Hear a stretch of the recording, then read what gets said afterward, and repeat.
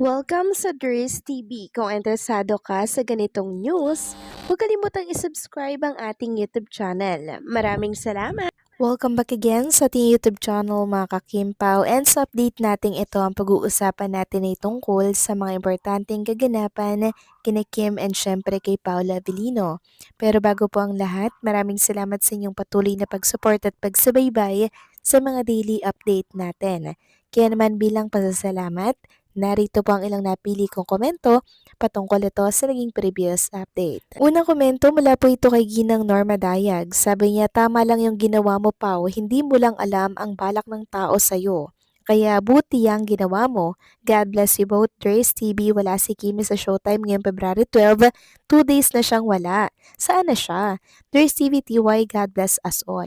Maraming salamat sa komento, Ginang Norma Dayag. So si Chinita Princess nga po ay kahapon ko lang nalaman na wala po siya sa It's Showtime at napag-alapan nga po natin na siya po pala mga kakimpaw ay meron pong photoshoot sa isang brand, and for sure magugustuhan nyo po at matutuwa po kayo dito mga kakimpaw. So surprise po ito mga kakimpaw, bagong blessings kay Chinita. At ang tanong, kasama ba si Paulo? Yan ang malalaman po ninyo sa mga susunod nating update. Samantalang tungkol naman po doon sa dalawang ale na nagmamatsyag sa buhay at bahay ni Paula Avellino mga kakimpaw, yes, tama lang yung ginawa po ni Paulo. For security lang naman talaga yung ginawa niya dahil hindi po biro. No, yung mga ginawa po ng ali na to na nag-video at picture sa labas po ng kanyang tahanan. Bawal na bawal yan mga kakimpaw. Lalo't public figure si Paulo, hindi po ito katanggap-tanggap. Tama lang na nagsumbong siya sa pulis at pamanmanan ang dalawang ali na to na paaligid-aligid sa kanyang tahanan. Hindi natin alam ang nasa isip niyan or ang takbo po ng kanilang isipan. Kaya ngayong palang maaga, binali na agad ni Paulo. Kaya good job Paulo, nag-iingat kang tunay dahil ang privacy ay power yan. So maraming salamat sa komento Ginang Norma Daya, God bless and mabuhay kayo. Next comment naman mula po kay Ginang Annalyn Hiccup, sabi niya, good afternoon Dre, sobrang proud lang ni Paulo kay Kim at sa mga iba pang fans naman na lumalabas ng privacy ng iba, ay respect nyo naman si Paulo. At yung bahay niya, hindi siya katulad ng ibang artista. Lahat nakapost sa social media. Gusto niya maging private lang, kaya sana respect natin. Talagang love nyo ang Kim Pao forever. Maraming salamat sa komento, Ginang Annalyn Hiccup. Yes, tama po kayo dyan. Sobrang proud tayo kay Paula Avellino dahil ganun yung paninindigan po niya. Talagang iniingatan niya yung privacy niya. Dahil sobrang importante po niyan sa buhay, lalo na't sila po ay artista. Gusto lang talagang ingatan ni Paula Avellino yung kanyang kapayapaan at syempre yung kanilang kaligtasan ni Chinita Princess. Kaya sana mga kakimpaw, kung ano po yung sinashare ni Paulo and Kim sa social media, be thankful na lang po tayo. At sa iba pang fan, sana po hindi tayo lumagpas doon. Kasi si Paulo talaga mga kakimpaw, talagang palaban po yan, lalo na kung siya po ay nasa tama. 'Di ba? Why not?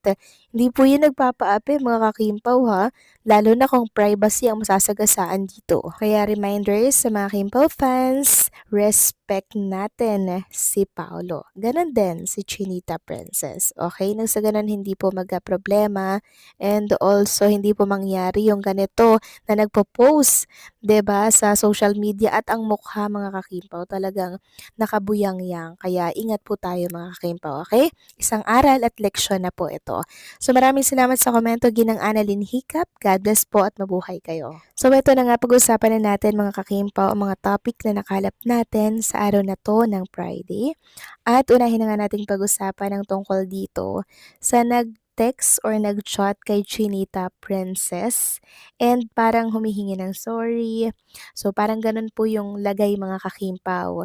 So nagkaroon kasi ng interview, hindi ko alam kung MJ Felipe, itong si Echo mga kakimpaw, dahil maging siya, nabasa niya po yung reklamo ng mga fanny sa social media. Sabi nga dito, nagbigay ng pahayag ng aktor na si Jericho Rosales matapos siyang akusahan ng ilang fans na inisnab o naging bastos umano kay Kim Chu sa It's Showtime. Napansin ng mga netizen na hinalikan ni Jericho sa pisngi si Kim at tila naging maikli ang sagot nito sa tanong ng aktres tungkol sa kanyang bagong pelikula. Mismong si Jericho ang nag-initiate na mag-text kay Kim upang itanong kung naging uncomfortable ba ito sa kanilang naging paghaharap sa harap ng kamera. Nilinaw ng aktor na wala siyang intensyong masama at sinabing maayos ang kanilang ugnayan matapos mag-reply ang aktres at batiin pa siya para sa kanyang proyekto. So narito po ang kabuoang balita. Sabi po dito, naging mainit na paksa sa social media ang naging pagbisita ng The Love One lead actor na si Jericho Rosales sa noontime show na It's Showtime. Ito ay matapos mapansin ng ilang fans ni Kim Chu ang tila malamig na pagtrato umano ng aktor sa aktres na nauwi sa mga akusasyong snubbing at kawalan ng respeto. Nagsimula ang lahat ng mapuna ng netizen na hindi nagbeso si Jericho kay Kim, hindi katulad ng naging pagbati niya sa ibang host ng programa. Bukod dito, naging usap-usapan din ang sagot ni Eko na wala lang nang tanungin siya ni Kim kung ano ang dapat abangan sa reunion movie nila ni Ann Curtis. Dahil dito, maraming fans ng Chinita Princess ang nagpahayag ng pagkadismaya sa aktor. Sa isang panayam, agad na binasag ni Jericho ang katahimikan. Ayon sa aktor, hindi niya alam kung ano ang tunay na nangyari dahil sa pagkakaalala niya ay si Kim pa nga ang una niyang binate. Dahil sa lumalaking issue, nagpa siya siyang direktang mag-text sa aktres upang alamin ang lagay nito. Ikinuwento ni Jericho ang naging takbo ng kanilang pag-uusap sa pamamagitan ng mensahe. Aniya, I went to text her. I said, "Hi Kim, what's happening? Why is this happening? I don't know, but are you okay?" I asked her, "Is there something that made you feel uncomfortable?" She replied to me and said, "Wala naman, all is well." And she said, "Congrats sa movie." I have to check on her. I have no idea sa pahayag na ito.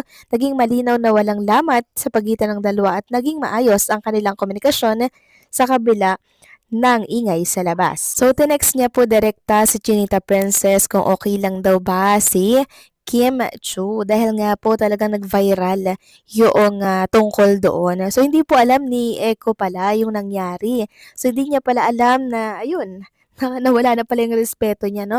Dahil po yun sa pagsagot niya ng pabalang na wala lang. Hindi po nagustuhan yun ng mga viewers at ng mga fans. And also, yung pagbeso din, hindi po bineso si Kim Chu, pero yung lahat ng It's Showtime host, bineso. So, lahat yan napansin po ng mga viewers, lalo na po ng mga sumusuporta kay Chinita Princess. So, parang hindi niya po malalaman mga kakimpo yung ginawa niya. Napaka-obvious na si Kim Chu lang yung hindi niya po bineso. Oo, pinansin niya, pero yung beso, wala po doon. Pero okay lang naman. Pero nakakapanibago kasi yun sa mga fans. Kaya napansin po nila. 'Di ba? But anyway, mukhang okay naman sila ni Chinita Princess mga kakimpaw. Pero syempre, hindi po maalis sa isipan ng mga supporters ni Chinita Princess yung ginawa po niya sa live television. So kayo ba mga kakimpaw, ano po ang masasabi ninyo dito? Please comment down below. So paano hanggang dito na lamang po ang update natin. Maraming salamat sa patuloy na pagsuporta.